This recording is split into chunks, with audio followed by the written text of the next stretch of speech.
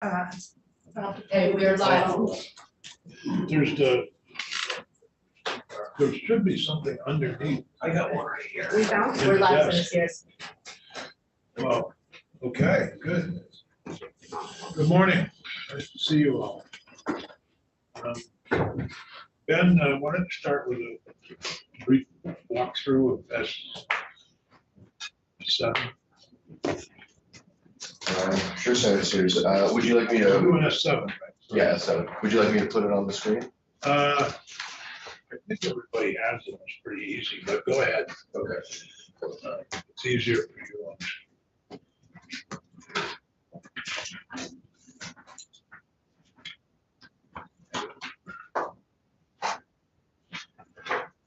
So Ben Novogrosky for the Office of Legislative Counsel before the committee today is S7 as introduced.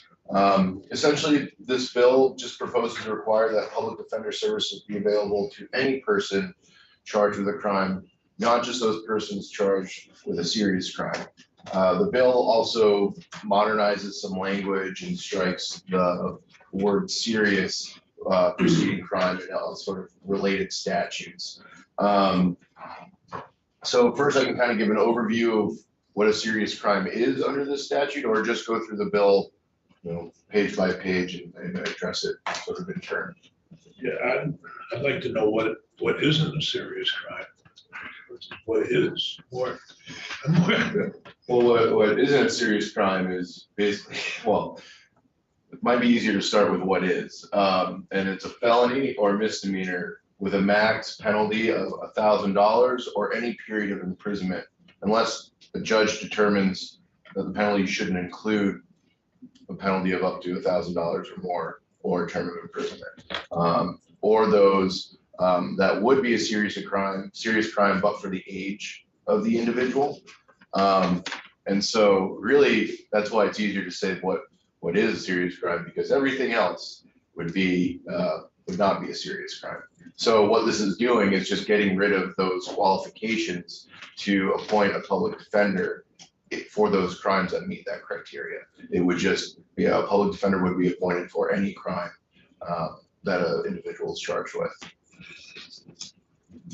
You are probably not the right person to ask, but do you have a sense of the number of people that we're talking about that this would expand public defender services to? I do not. I figured you did not. I not to point to my colleague with the general, but maybe he may. But just to go through the bill. I think that's a critical question, though, because at some point we probably want to know what will it cost in additional numbers of public defenders, and you'd have to have some sense of how many additional cases will be taken on.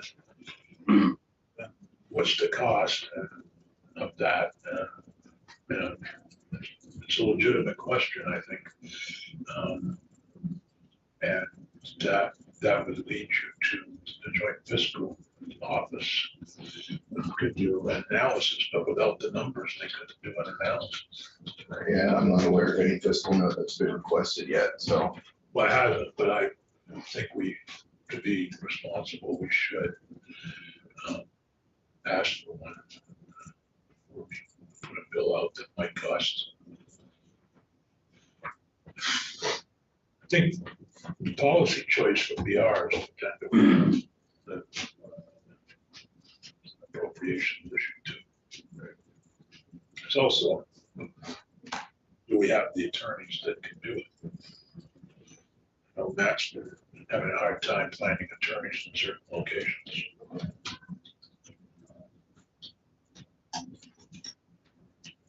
So I can just kind of briefly go through the bill in section 1. And this is sort of what I was referring to about modernizing language. So this is the definition section, but really just updates language to match drafting conventions and more gender neutral language. But it also strikes 5201 sub 4, which is the definition of serious crime, and then ones that are left outside of it, which would range from big game violation, simple assault, petty larceny, unlawful mischief, trespass, and all those. So that section would be repealed in its entirety, along with section 2, which is 13 VSA 5206. This talks about the terms to appoint counsel by the court, use uncounseled convictions. That's repealed as well because it's related to serious crimes. In section 3, again, this is just the right to representation, services, and facilities, and this doesn't change outside of updating that language to be more gender neutral and to strike serious where it's referenced throughout. You can see that on page 4, line 12, again on line 14, and then there are no changes to that section on page 5, but then section 4 references 13 VSA 5232, which is particular proceedings. And again, updating language on lines 11 through 14.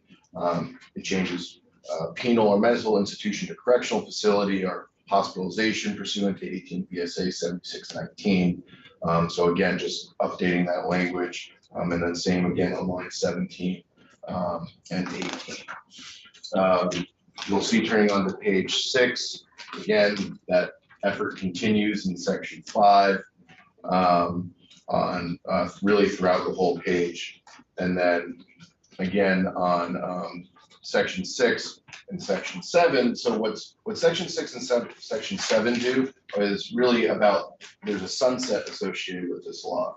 So section 6 through 9 will take effect again in 2025, while the rest of it takes effect in 2023. So basically what this does is that it's eliminating those public defender appointments for serious crimes, but then forces the legislature to kind of revisit it in a couple of years, really to assess its impact, potential costs, resources, things like that. So that's really the bill in a nutshell, is that it eliminates that serious crime criteria, but then it will come back into effect in 2 years to force the legislature to revisit any issues that may arise. Thank you. Can I just chime in generally? Thank you, Ben, for your for the walkthrough. You know, so there were 2 real elements as to why I felt this should be introduced. You know, from the practical standpoint, you know, indigent defendants who are not represented, in my opinion, face a higher likelihood of dealing with more collateral consequences and staying deeper at that circle or that cycle of poverty, crime, and you know as it relates to resources, you know, I'm not going to speak for any defense attorneys, but in fact, the firm that I've worked at recently, or about a year or 2 ago, did contract with the Defender General's office for a number of cases, and so the issue of, you know, workforce and workload isn't something that I was disregarding when I was thinking of this, but I think that it would be great if we could hear from the Defender General about workforce issues and workload issues and costs, and you know, just more from the philosophical perspective. You know, I think that if the state is always going to have an attorney and resources to bring charges against people, I think that people in this state should always have the opportunity to either hire private counsel, or if they're in poverty, have the opportunity to use the Defender General. So those are my thoughts on it. Can I just add to that, you know, thinking when you bring up, you know, that cycle of poverty and crime, and I know that this is really hard to measure through a fiscal note, but in all likelihood, that cycle of being in and out of the system is probably more expensive to the state. I mean, we heard yesterday that to incarcerate someone for a year costs nearly $100,000.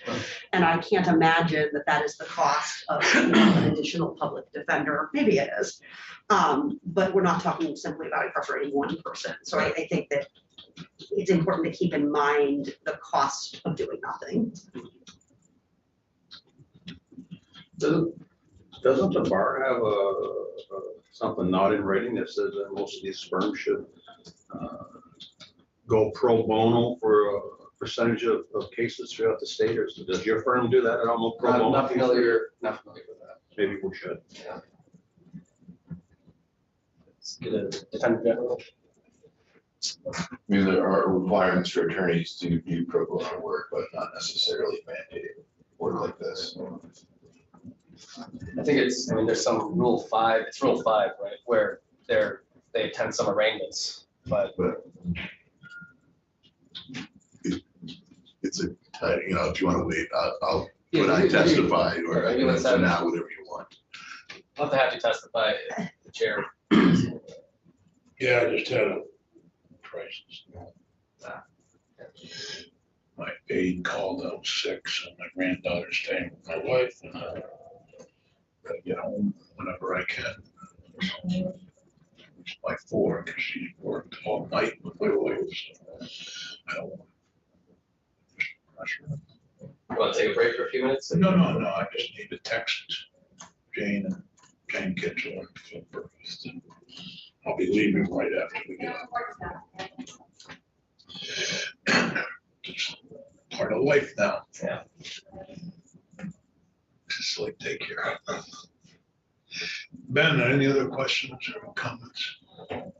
No, unless- Thank you for pitch hitting. No problem. Matt Valerio. I think our first witness.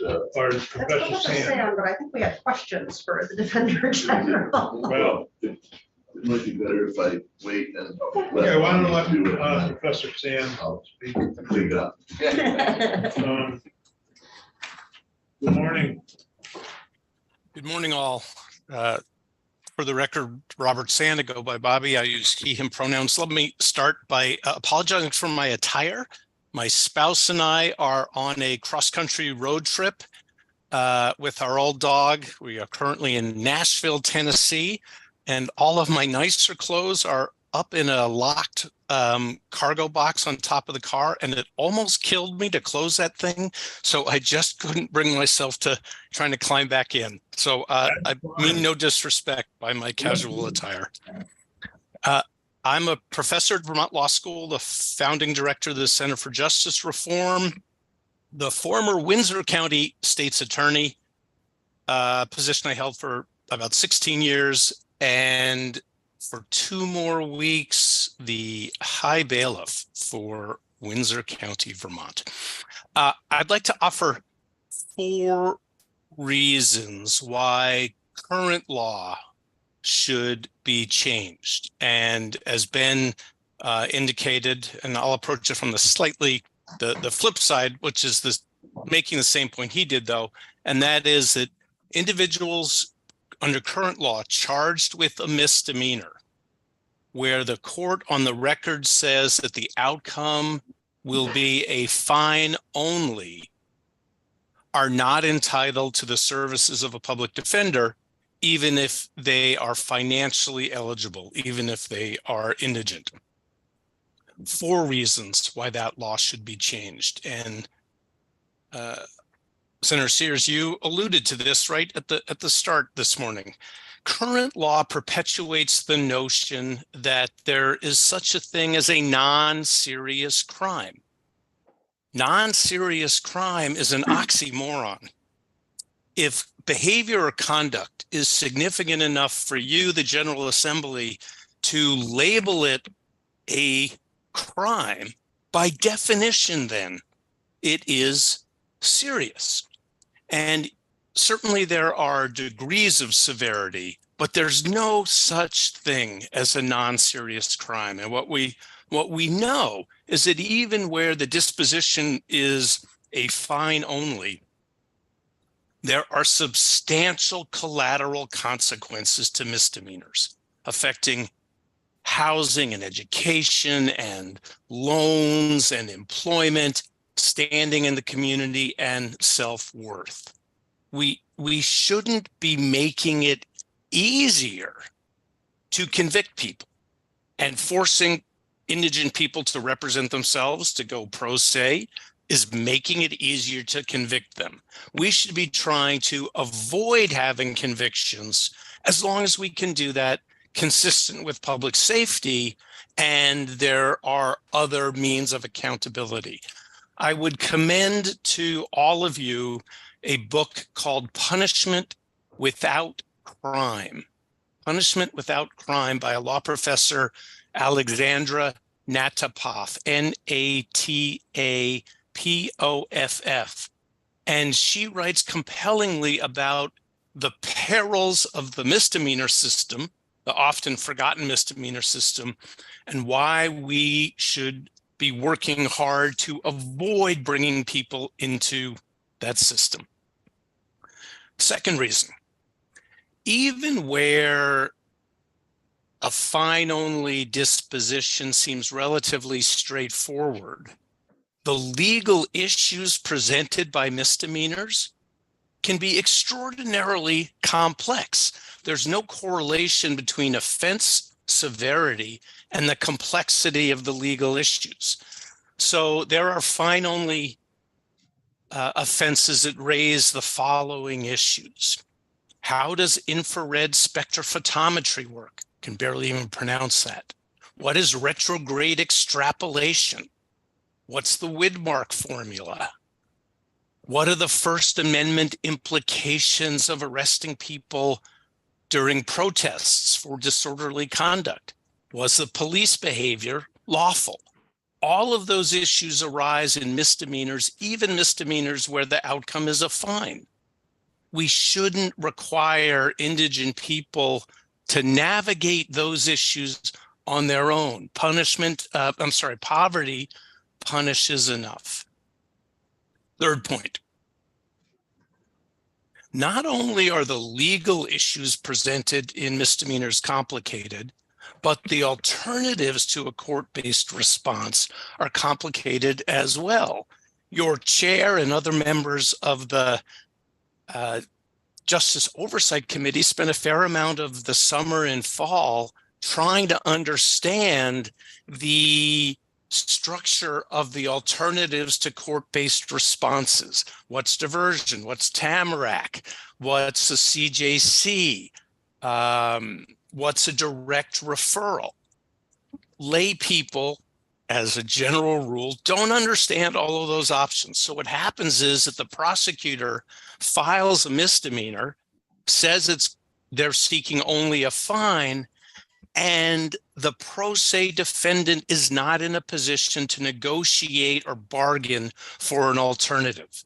When an attorney gets assigned, the attorney can say to the prosecutor, let's send my case to diversion or to Tamarack.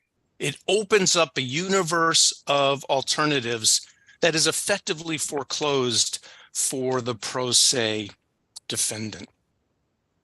A final major point is that current law perpetuates geographic injustice. And the reason I say that is that there are some judges in this state who will appoint counsel for every case. Now, they'll say, I can't stay on the record at arraignment that I'm only going to impose a fine, and therefore this poor person is going to receive the benefit of the public defender. I suspect that some of them think that it is only fair that poor people receive services of counsel. So they have effectively found a way to work around the law. And yet, in other parts of the state and for other judges, they honor the language of the statute and do not appoint counsel. So changing this law as proposed in S7 creates consistency across the state and says that everyone charged with a crime who's financially eligible receives the services of the public defender. And I will say, if you read the famous case of Gideon versus Wainwright that established the Sixth Amendment right to public defense services, the lofty language absolutely supports this change in the law. And many states, and I don't have the exact number in front of me right now, but many states have said every person charged with a crime who is indigent receives the benefit of a public defender. None of us would go at this alone. We shouldn't be forcing poor people to do that. couple final comments about resources, and I see Mr. Valerio in the back of the room. Hello, Matt. Years ago, when the other body took this up, my recollection, and Mr. Valerio can correct me, is that he indicated it would not have a huge impact on his budget or his people because they already represented such a high percentage of criminal defendants. And I hope that's still true, but even if it isn't true, and even if this is going to require more resources, it's the right thing to do. Of all the places to potentially save money, I'm not sure we should be saving money by denying counsel to people charged with a crime. And I will say, I think there is perhaps an unanticipated financial savings. So I will tell you, because I did it myself as a prosecutor. Prosecutors sometimes receive misdemeanor charges from police. They're not great. The evidence isn't outstanding, but the charge gets filed anyway, and the proposal is a fine only. And the prosecutor knows no defense lawyer is ever going to look at that case. They file to see what they can get. And that's just not a just way to do things. Having the educated eyes of public defenders reviewing cases helps ensure justice and helps control the power and breadth of prosecutorial authority. Effectively, S7 has a sunset, and I'm going to push my luck a little bit and suggest this is the right thing to do. And I would hope that the committee will support this bill and eliminate the sunset. If someone wants to come back years from now and revisit this issue, that's fine, but don't reinstate a system that is perpetuating injustice. Final quote from Gideon. Quote, reason and reflection require us to recognize that in our adversary system of criminal justice, any person hailed into court who is too poor to hire a lawyer cannot be assured a fair trial unless counsel is provided for them. So I hope you'll change Vermont law and amend the public defender statute so that all poor people charged with a crime are entitled to the benefit of public defense services. Thank you. Sorry for rambling. Happy to answer questions if there are any. Thank you, Professor Chan. I don't know if you're going to have the answer to this question, but you brought up something for me that feels really important. And so I wonder if you have, or if we as a committee can get the literacy rates for those who are living in poverty and the education status for those who are living in poverty. You know, I think of myself, I have a master's degree, and a lot of the words that you were saying didn't make much sense to me. And we know that generational poverty can play into education access and literacy rates. And so I think it's important that we consider those pieces as we consider this bill. So I wasn't sure if you had access to those statistics or could point me in the direction where I can find them. Yeah, I don't know that anyone specifically has done that. I'm happy to reach out to the crime research group to see if they know. I mean, one of the interesting things about the criminal justice system, the criminal legal system, is even if you are highly educated and highly literate, it's another language. It's another universe. And not just from a procedural standpoint, but then as well, the specific issues. I mean, I rattled off some big terms. Those are common issues in DUI cases, cases that often result in a fine only.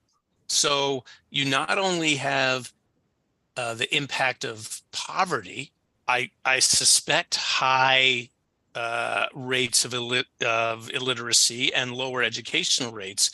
That's all compounding the complexity of the system.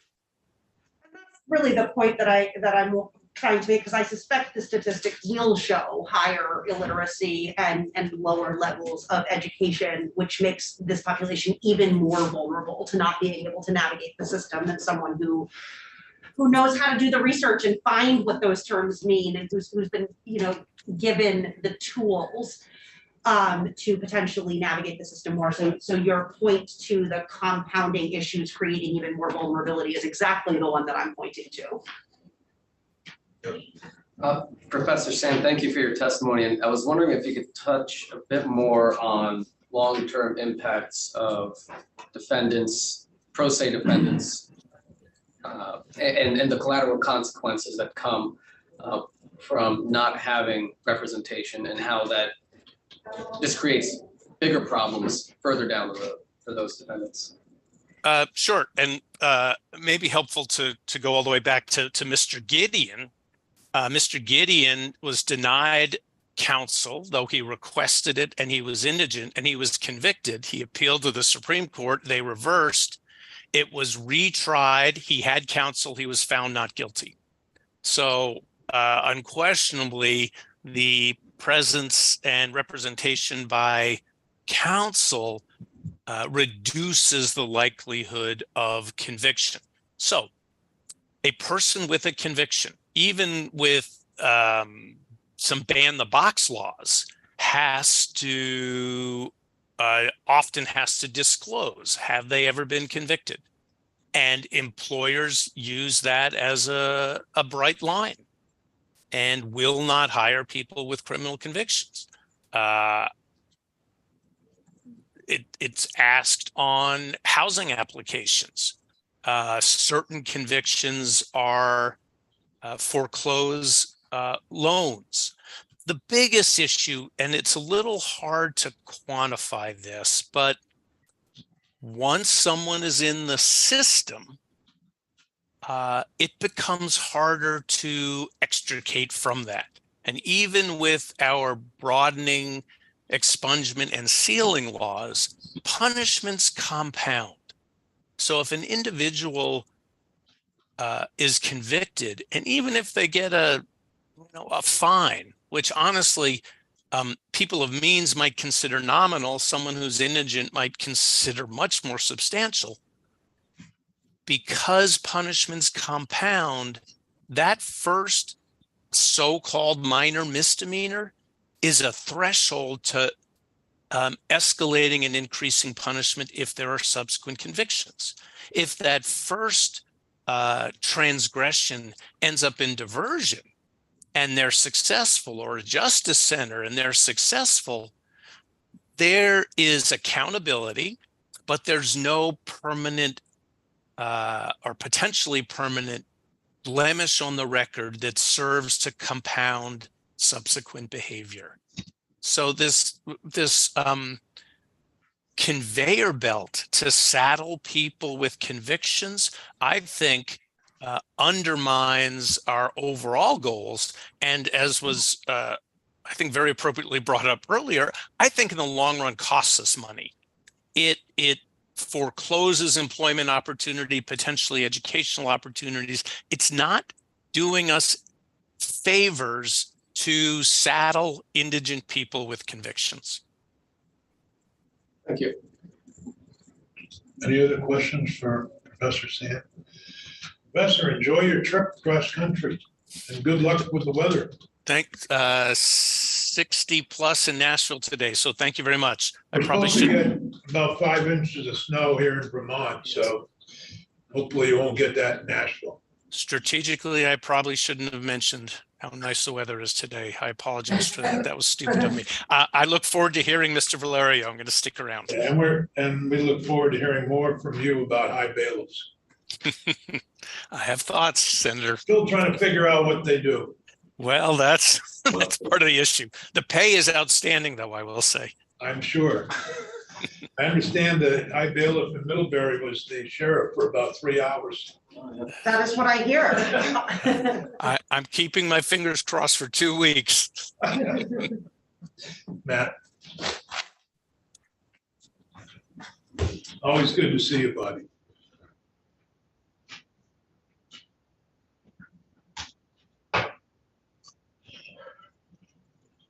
Welcome to the new year. You've been here remotely, but this is your first time. Yeah, thank you for having me. I assume you know the 3 new members of the committee. I know these folks. I have obviously seen the senator here, on video and the like, and I appreciate it. I do think you should change the sign, but, So that sign, right? yeah. I just noticed that when I was sitting, What's the sign? this one right here. Thank you, Matt, for reminding me. I That's noticed okay. it when we were meeting this morning, I have to change this. So let me say, Senator Byhofsky, is that right? When people come in and they don't know how to say that, the name might help. Because I'm wondering if we should put a phonetic spelling on the sign to really Probably be help. It's really not that hard. I love names continually. So I'm Matt Larry, I'm Defender General, and this bill did come up in substance a couple of years ago. I don't disagree with anything that Bobby Sand said in his testimony. Things on the ground have changed significantly since the last time this bill in concept came up. And I want to talk about that a little bit before I talk about a question that I had, how this is drafted. We were in decent shape when this concept was brought to the House a few years ago, and we were basically processing cases in and out of the system with an equilibrium. So we weren't getting behind. We were in a good spot. Just so you know, and this hasn't really changed over the 22 plus years that I've had this job. The Defender General's office represents about 85% of the people in criminal court, and there are the other 15% breaks down like this.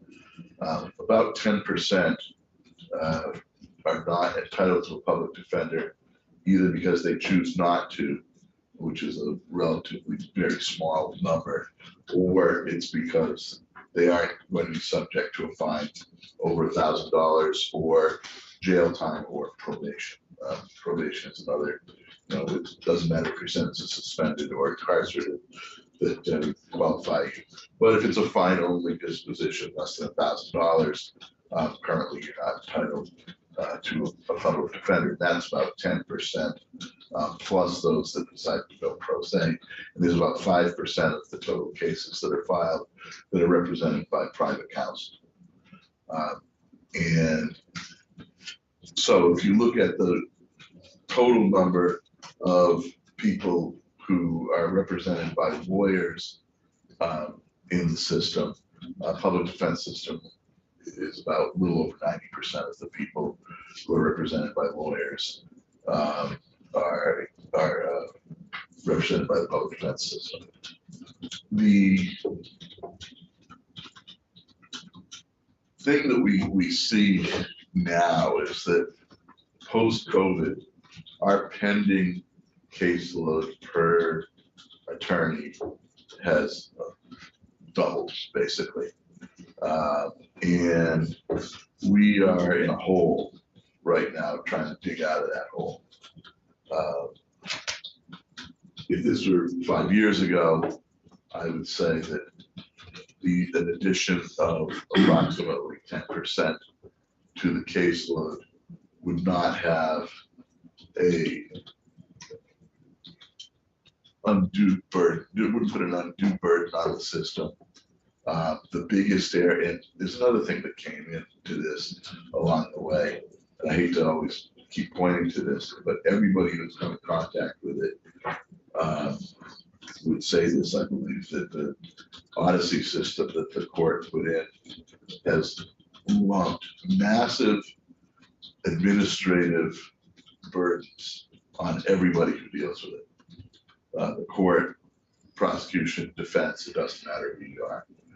And I think that one of the big burdens that if this went through would be on the administrative side of dealing with these cases as they come into the system. They, added cases, what happens while they're pending, that has to be, if they're in motion, if there's a trial, if there's anything that goes on with it, filing things is not simple there, and it impacts the administrative staff of everybody.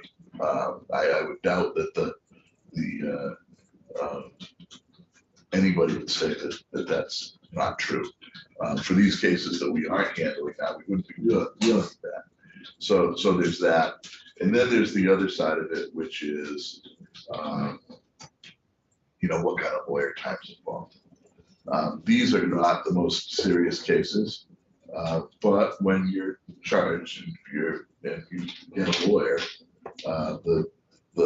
you don't triage like you would in medical care, and push the lesser cases. When those cases come up and it's time for trial, you've got to do the right thing. You've got to file your motions. You've got to have your trials.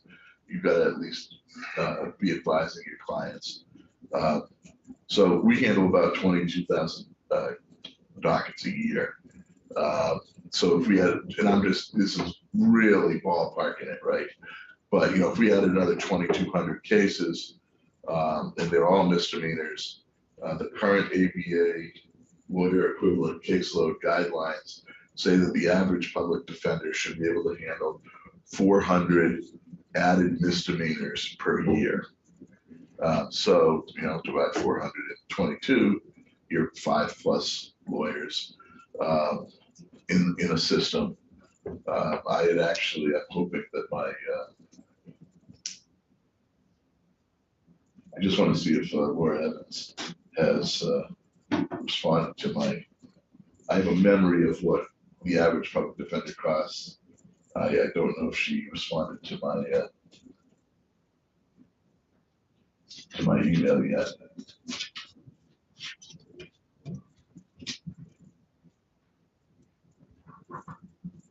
Sorry, it's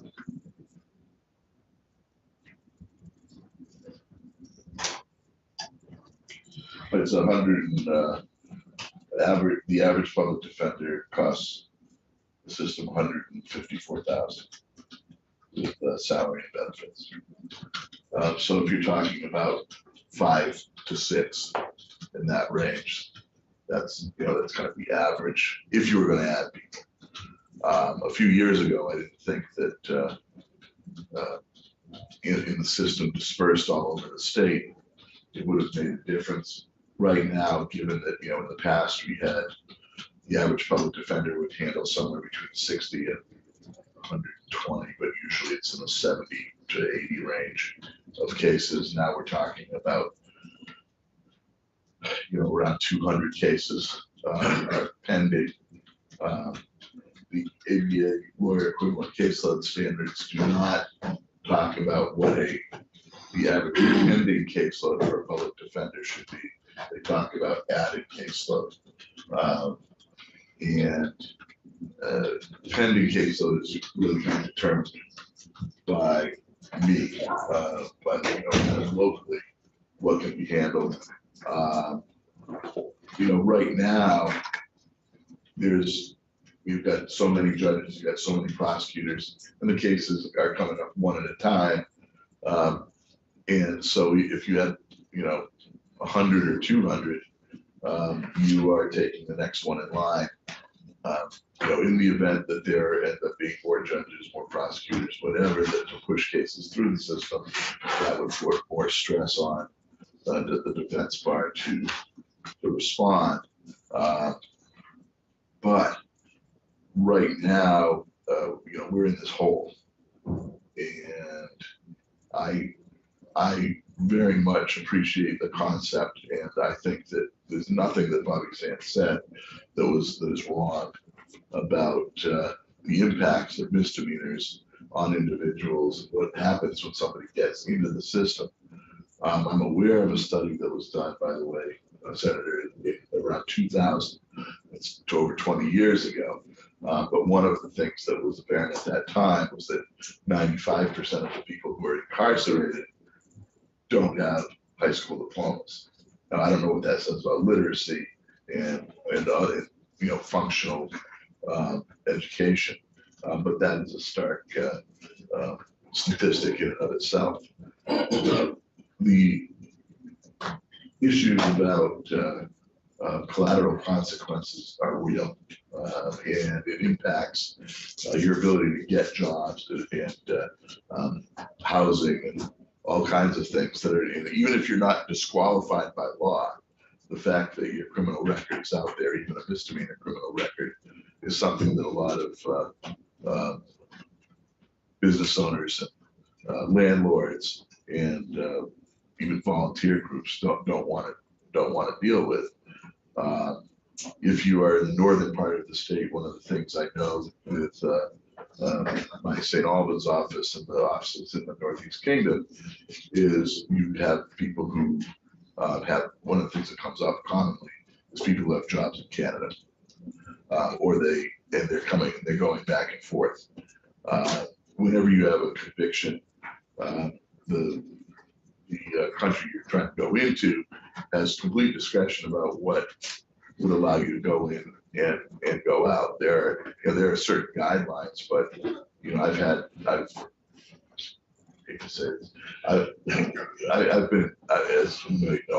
I was in bands for many years, traveling around. In bands? Yeah, yes. Wow. And I traveled up and down the East Coast and northern part of the state, and would go into Canada on occasion, as is common, particularly with drummers. One of our guys had a DUI one, and at one border crossing, we had all gone out separately to do this thing at the Four Seasons in Montreal, and he got stopped at the border and wasn't allowed into Canada because of a DUI one, and this was pretty lucrative gig at the Four Seasons. I think we were getting paid like 10 grand or something at the time for 4 of us or 5 of us. So I think it was 5 of us. So that's not bad. And so he had to came back, went across to like the New York side, went into a different entry port, and like ended up getting in that way and got in late. And the point is that the discretion, even for minor crimes, to get in and out if you're working across the border, is an issue.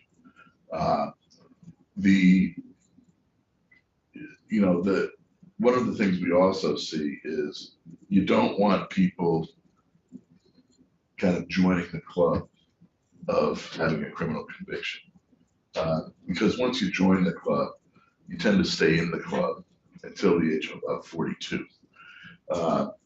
Whether it's you become known to police, you become,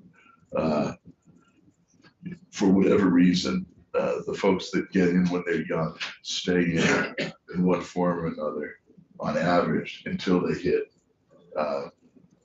42 years old. And then it precipitously drops off your contact with the criminal justice system. So the easier we can make it for people to not join the club. And I really do appreciate the comments by Bobby Sand about alternative dispositions, that the average individual being without a lawyer, even for a misdemeanor, would not know about diversion, would not know about a deferred sentence, would not know about family act, would not know about any number of alternatives to, it looks easy, pay the $150 fine for the possession of a misdemeanor level of drug. It looks easier than some of these other things, but a lawyer can educate people about those options. Bottom line is the bill is a good thing. This, in the current climate, I worry. I'm worried about the logistics. Now, I wanted to talk about the pro bono issue that you brought up, Senator. That applies to civil cases. If someone qualifies constitutionally for a public defender, the state has an obligation to pay for that service. Lawyers there's a rule where it's aspirational that each lawyer do 40 hours of pro bono service to people who are poor, but that does not apply to criminal cases. And so I don't think that that is the kind of the well to dip into. And I don't think those people exist, the lawyers, because that's my final issue. Right now, and I can point to 3 particular hotspots, Bennington, Brattleboro, and Caledonia County right now are overloading our caseload relief contractors. And I believe that I have every single lawyer who wants a contract with the Defender General's office to do this work is currently under contract to do this work. I would love to add anybody, particularly in the South and in Caledonia or anywhere near Caledonia County, who wants to do this work. I would tell you who they are. I will throw money at them today, consistent with what everybody else is getting paid. They don't exist. And we find the contract system is even harder than the staff system. And the staff system, aside from hiring in Burlington and Montpelier, which is not as easy as it used to be, but it's easier than everywhere else, is very, very difficult to hire. We've become very creative in what we're doing to try to hire people, but and I'm not even sure it's about the money. I don't know if you doubled everybody's salaries, whether or not you would have a massive change in the number of your money. But I don't know that that's true, because the lawyers actually have to exist who want to do this kind of work. Matt, I'm just wondering, I know it's been a perennial issue getting, contract workers, but is it significantly worse post-pandemic? Is it like other industries where people have just fallen away? Yes and no. During the last part of the pandemic, when we had COVID relief funding first and then the ARPA funds that came in, we were able to add effectively 10 contract lawyers to the system that we didn't have before. So we added people, but I think put us at a point where there's nobody left. We also have had, and I think I said this in my prior testimony about kind of the status of the backlog. The defense bar and the bar as a whole is getting old. We have really, So are some chairs of committees. I was in here before I was Defender General for. I know, Matt, you and I have been here for 20 years. Just stare across there. I don't know, it's been my 23rd year now. So we've been here 23 years together. Yeah, as DG, and the people who you always count on. It's sad. I got people with brain tumors. I had people who died. I have other people with cancer and it's older person things that come up when you're in your. I have people who are working for the system who are in their mid-70s in the staff system. He's talking about me again. This year I'll turn 60, believe it or not. I started this job at 37, and I'm not close to the oldest guy, but the people filling in on the backside, we don't have them. They're not coming. We had a contractor who's been with us for 20 years, and recently took a job, I can't even know how you do this, but took a job as deputy state's attorney in Orange County. I've been there for 20+ years. I don't know how you change your mindset. Maybe you do. You can, I mean, you know, I guess it's possible. I can't, you know, I will watch it if I end up doing something. I do have a suggestion that's out of left field. Yeah, sure. We're dealing with a bill on presumptive probation. Why couldn't we add either to this bill or something, presumptive diversion? So that. Don't you have that to some degree in certain crimes already? They're not uniform. But not, but if we could, again, get the list of what's not serious. And make that presumptive diversion. It gives that, as long as the person actually is willing to admit to having done something, gives them the opportunity to not have a record. I think it's worth exploring and looking at. If we had the right list. I've made Yeah. a note about wanting to move towards presumptive diversion in 3 different hearings in this committee. So I think it's really worth exploring that as an option. Over the years, I've brought up certain other means to that end, like a Massachusetts style, continued without a finding that the judge can do without, on his own, or adjudication and contemplation of dismissal like New York does, that a judge can do without. I'm happy to explore those alternatives. When you run into, and what you're gonna hear, is that you're trampling on prosecution's discretion, and you don't know about every case that's out there. You only, you see this one, but this person's involved in a drug conspiracy, and now we want the person in the system. The way the presumptive probation bill is written, in the interest of justice, the prosecutor can. Yeah, it is. There's some technical issues with the presumptive I didn't probation. say that We'll was- talk about that, but I know what you're saying. But the concept is that if, the presumption is you're gonna get probation, what if the presumption is you're going to get diverted in some manner? The thing that only thing I ever worry about is that people who are innocent will take the easy deal. And that, it's risk management. And so all of these things are good things to think about. Some folks say, I would never admit to anything that I didn't do. That's not the way the system works. It's about risk management. What is the risk of what's going to happen to you if you're I don't convicted? disagree, Matt. I was gonna further suggest that, we could explore this and what it would cost in the deal.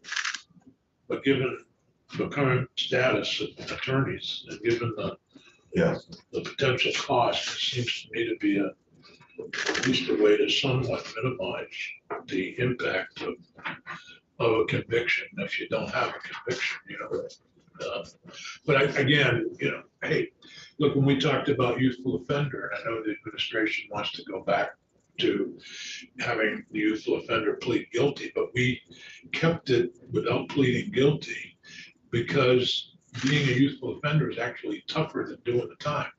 Yes. You're Well, doing the programming than youthful offenders, so. the other thing is you'll see, if that ends up going that way, and I understand I understand their position. You'll go back to having, 20 full what I said. cases a year instead of 400. But anyway, the point that I'm trying to make, the comparison is, it's probably tougher to do the diversion than just, even. Well, pay the fine, absolutely. The thing about folks coming in is that's what they just see, is, all right, I'll agree to a $150 fine that I can't afford to pay. I'll walk out the door, plus surcharges, surcharge. You may end up with $500 worth of expenses on a case you agree to a $150 fine on. And they walk out the door with no ability, they may even have the intent to pay. I'm going, sure, I'll pay it, but I have no ability to pay. I'm living day to day, week to week. That, there's millions and millions of dollars of unpaid fees, fines, co-pays in the system. So I agree with you. And they don't understand the collateral consequences of what they have just agreed to. All they saw is it's $150 fine and I can walk out the store. That's tough. I mean, obviously, your system is in crisis, like so many of our systems. And for me, when I look at this as a sort of one lever that we can pull, that is the right thing to do. But are there other levers we can pull to sort of exit people out of the system to create more capacity so that this isn't as much of a burden? The Chittenden County is a unique place, as probably. So I've heard. Anybody who's not from Chittenden County can attest to. There are, Chittenden County for many years has been doing pre-charge diversion of cases through the RIC program and other things that don't exist pretty much anywhere else in the state. When TJ Donovan was state's attorney up there, he and myself and Andy Polito, who was the corrections commissioner at the time, signed on to a grant that was that Senator Leahy got us for. There was $275,000 to fund for a couple of years a position to screen cases pre-charge that would put people into services without charge. That is unique in the state. That's one of the things that has been done. That is, that doesn't wash everywhere. You really do have to have state's attorney buy-in and grassroots support for that kind of program. I think that if that was forced on counties, you would have problems. And as I said, I think Chittenden is unique in its the way it looks at particularly violent crime. Yeah, I guess I'm also just thinking about, we've heard a lot about DLS cases and perhaps sort of decriminalizing that. And so I also sort of think about what I'm looking at. I'm looking. Oh, okay. We did that. I had a state's attorney just ask me last week if we were going to decriminalize DLS. So. We did it about 15, maybe 15, 18 years ago. Interesting. Because one of the 4 study committees on DLS that I've been on over the years, the first one found what the second and third one found is that over 90% of those cases were the result of failure to pay fine, and you would end up with points that added up and give you a license suspension. One time, Vermont, the DFV had 140,000 licenses under suspension, and Vermont only had 600,000 people with it. So that was interesting at the time, and they then did a culling of the system to see, what was real and what wasn't. They actually whittled it down to about 95,000. What is this? About 67,000 were Vermonters. Other folks from out of state, there were some people also had their license suspended. Well, and I think my larger point is I'm looking at. I'm sorry, just the point of this is when that happened, it was like, look, this is a poverty issue, not a criminal issue. Failure to pay fines shouldn't result in criminal liability. And it was decriminalized. You had a few scofflaws who were, they'd get civil tickets instead of criminal. And it was really actually a handful, 4 or 5, who had 39, 40 DLS. They just toss them out the window as the cops would give them. Law enforcement did not like that, as you can imagine. But overall, the number of licenses under suspension didn't change when it was civil as opposed to criminal. So then we came up with on your 6th one, you get made it criminal. DLS is an issue all over the nation. nobody seems to have an answer as to what to do about it. I will say it doesn't take tons of public defense time to deal with DLSs, because nobody wants to put them in the criminal justice system, even if they have to file. Luckily, the House is gonna deal with DLS. Oh, my. Well, and my larger point actually isn't about DLS. It's that I'm looking at statistics that 95% of people filed in our system are eligible for, would be eligible for public defense, which is criminalization of poverty. I'm looking at statistics yesterday that 50% of people incarcerated are struggling with substance use disorder, which is the criminalization of substance use disorder and mental health. And so really what I'm trying to consider is what are the other things that we can move out of the criminal justice system through decriminalization to instead get people the services they need, which would take the burden off of your system. Right. It's, that might be a bigger AHS discussion than we see the mental health issues, we see the drug issues, and the like. That's probably the lowest hanging fruit. Yeah. Yeah, we've gotten a little bit away from the bill. Yeah, so I was actually just about to bring us back. And I wanted to say thank you for everything that you've shared, and certainly it's different than, it's understandably very different than what was heard in House Judiciary several years back. So I'm glad to have gotten that update, and it changes the perspective on what this particular bill could do. My concern is, if hypothetically this were to pass, my concern would be, it seems like the Attorney General's office is at this tipping point. I wouldn't want to go beyond that tipping point and then have collateral consequences on the attorneys who are dealing with other cases and start having things fall through the cracks and affecting other people because the workload has just crossed that threshold. But I think to Senator Bohosky's point about exploring different things that can be decriminalized or different levers that we can pull just to reduce the amount of cases that are coming to your office, I think that's definitely a worthy conversation in the future. Yeah. One of the questions I had about the bill from a structural standpoint, it takes away there's the portion that says uncounseled convictions for certain misdemeanors that would be enhanced by a subsequent offense, wouldn't be counted.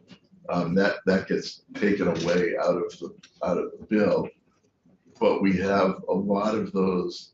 First of all, that portion, I believe, comes out of case law and was put into codified, and we have a bunch of existing cases that have uncounseled convictions. I wouldn't want the kind of plain reading of the statute to suggest that somebody who has previously had an uncounseled conviction, in theory, you would say you have nobody going forward who would have an uncounseled conviction. But there are, thousands of people with uncounseled convictions going forward, and I don't think that leaving that in changes the statute at all as far as what it's trying to do going forward. And I also wonder whether you can. I don't know if you can change that without running afoul of constitutional protections that were discussed in the case law that gave rise to that codification. I'd like to, obviously, Ben has been checking for Michelle Childs, so we need to talk with, if you could talk with Michelle about that concern first. And secondly, I'd like to, if the committee is willing to consider something like presumptive diversion, that would. Yeah, I just wanted to third that. I think you, Senator Bohosky, have both said you're interested. I'm very interested in that. And you've talked over the years about geographic disparities in the state, different prosecutors pursuing different programs. And I'm thinking that's always been the Achilles heel of diversion is, I'm thinking about marijuana diversion from, the 70s. That started in Chittenden County, I believe, under Leahy, and, was hit or miss all over the state. including today. So, I think it's the obvious place to go, and it doesn't, as you say, preclude that a prosecutor could, go beyond that presumption and keep somebody in the system.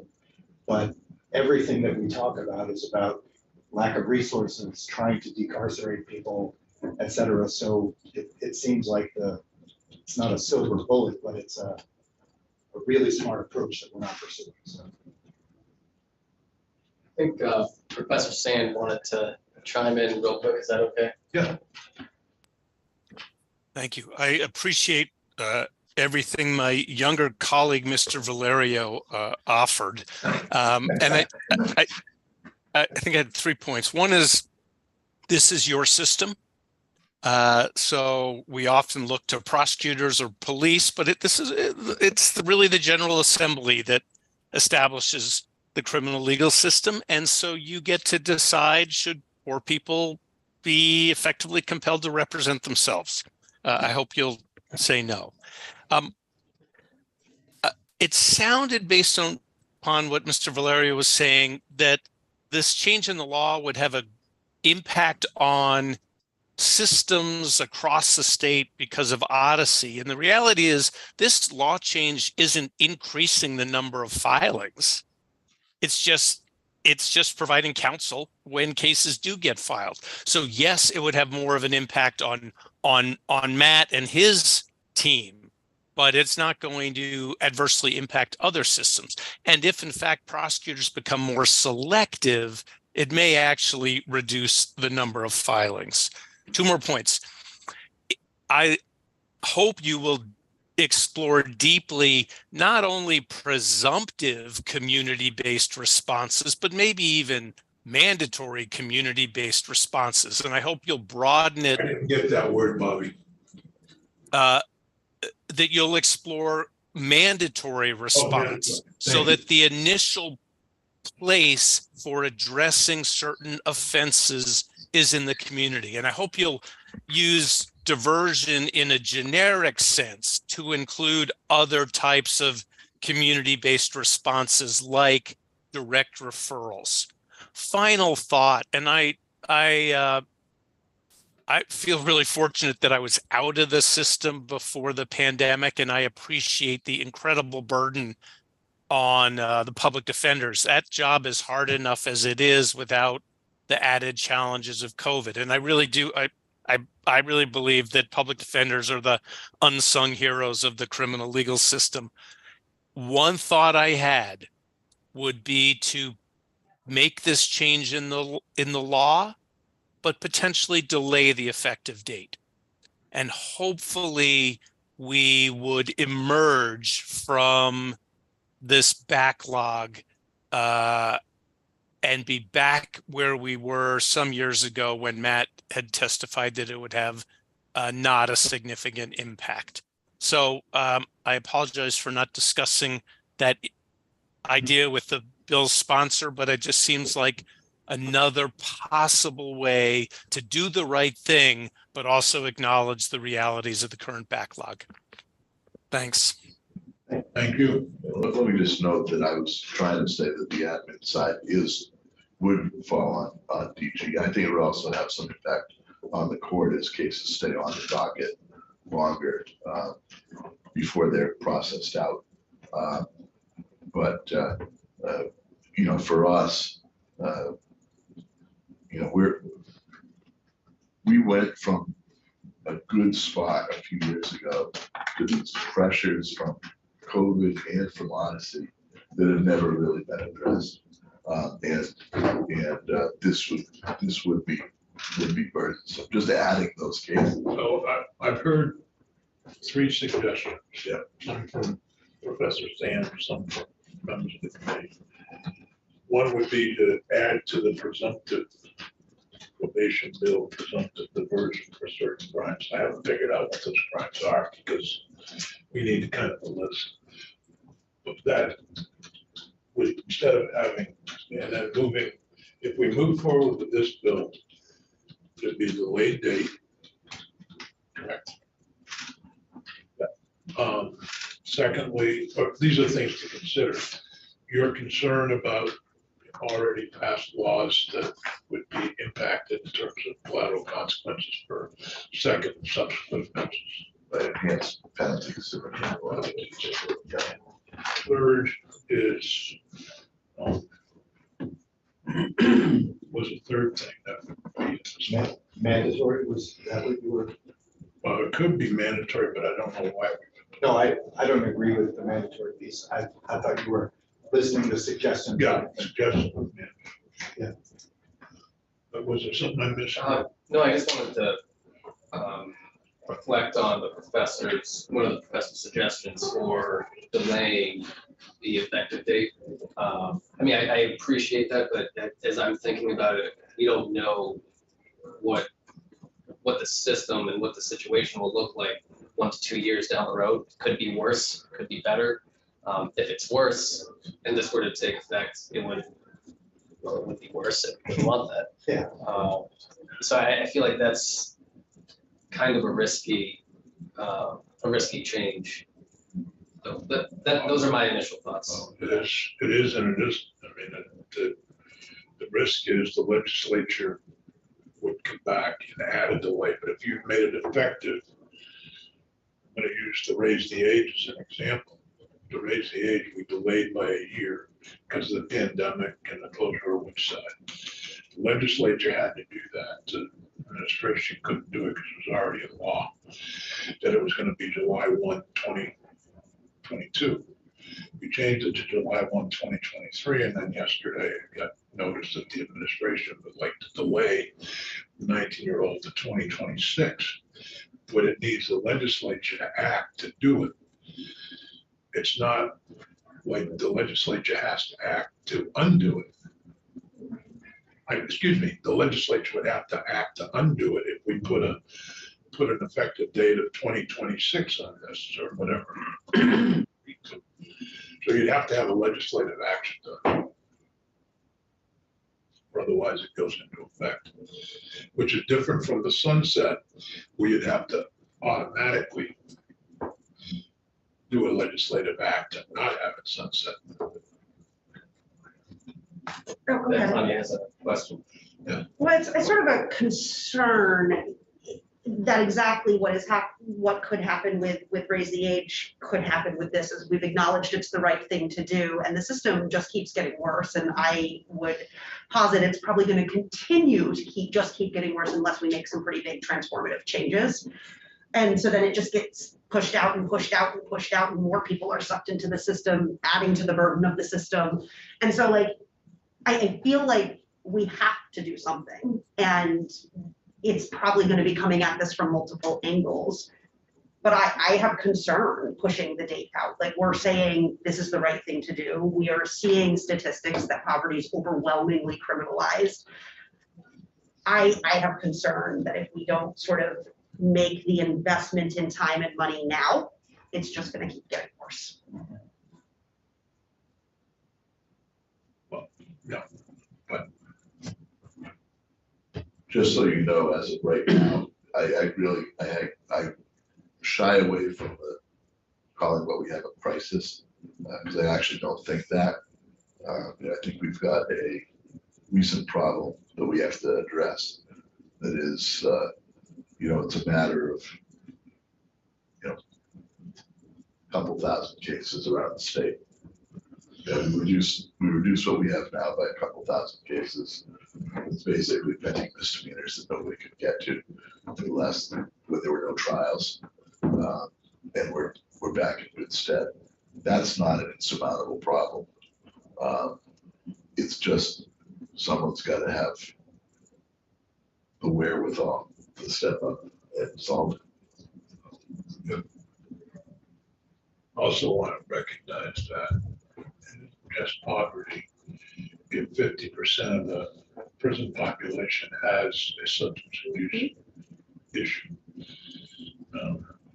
Not to belabor that point, but if you think about 50%, and they're by and large right now, I don't know if the commissioner was included detainees.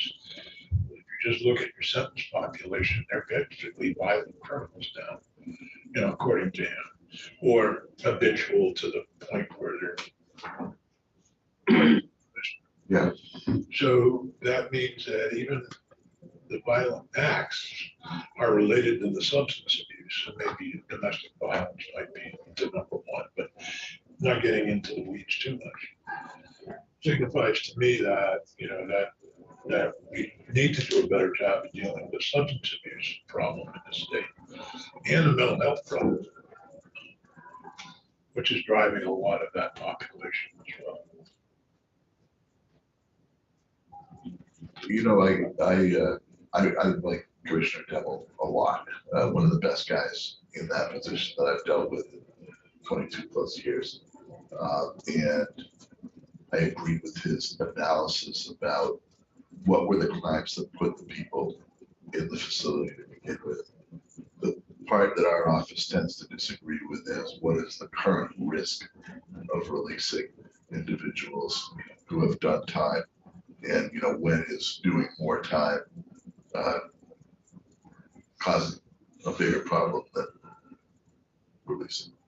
And that's there's a lot, as you know, a lot of politics surrounding making those decisions. So here we have this unique opportunity to take a break until 15 minutes and come back. And since the witnesses are already here, if they come back a little early to start on S15, Ben, you're the first, and Matt the second. So if we can come back at 25 of, that would be great.